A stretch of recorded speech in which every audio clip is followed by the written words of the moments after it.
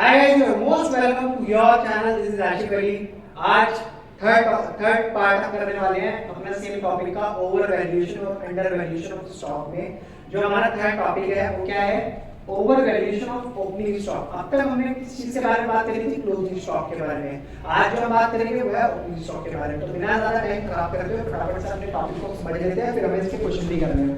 तो बच्चों, when opening stock, जब भी कभी ओपनिंग स्टॉक ओवर वैल्यू होता है, यानी कि अपनी वैल्यू से, मान लो ओपनिंग स्टॉक 50,000 है और उसकी वैल्यू से ज्यादा हो रहा है, यानी 60,000 हो रहा है, तो उसका क्या प्रभाव पड़ता है? Then it means that profit is under value. तो यहाँ पर ना इनवर्स रिलेशन आ रहा है दोनों का। यहाँ पर क्या हो रहा है? क्लोजिंग स्टॉक ओवर वैल्यू हो रहा है तो प्रॉफिट कम हो रहा है। देखा आपने? Opening stock is over value, तो इसका प्रभाव क्या पड़ा? Profit under value. तो ऑल ओवर कहने की बात है, ओपनिंग स्टॉक बढ़ेगा तो प्रॉफिट घटेगा, इनवर्स रिलेशन है, ठीक है।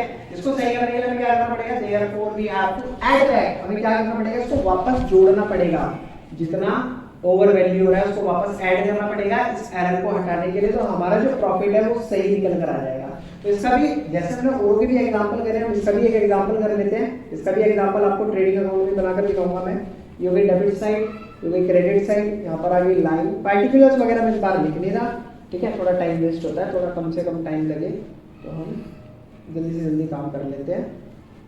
तो अंदर मैं लिखूंगा इसमें रेड पेन से, जिससे आपको जल्दी जल्दी चीज़ समझ आ जाए। तो बच्चों यहाँ पर क्या आता था?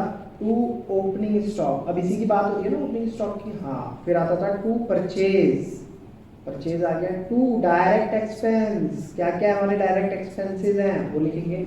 By closing stock, closing stock क्या है?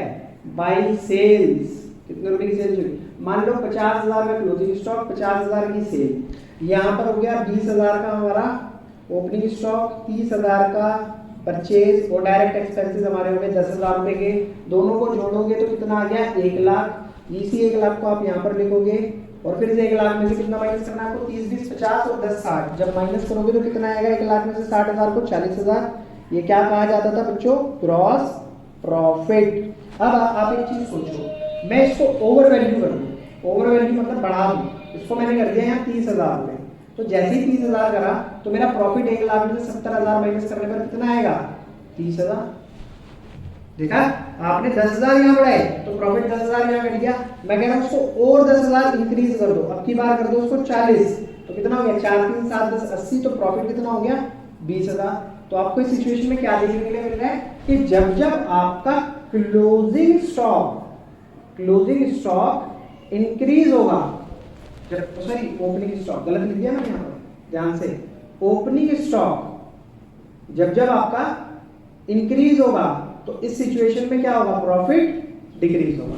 क्लियर है ना पॉइंट? बात समझ आ गई होगी, ठीक है। तो ये तो था मेरा आज का टॉपिक, यानी कि थर्ड पार्ट जो हमारा कॉन्सेप्ट चल रहा है उसका। तो अगली वीडियो में मैं लेकर आया हूँ उसका फोर्थ पार्ट। आपको आई होप ये समझ आया होगा। कोई दिक्कत है तो डिस्क्रिप्शन में मेंशन करके आप मुझे बता सकते हैं, मैं उसको और दूसरे तरीके से शायद वो जो भी पॉसिबल होगा समझाने की कोशिश करूंगा। फिर मिलेंगे आपसे अगली वीडियो में अगले नए कॉन्सेप्ट के पार्ट के साथ। तब तक के लिए धन्यवाद।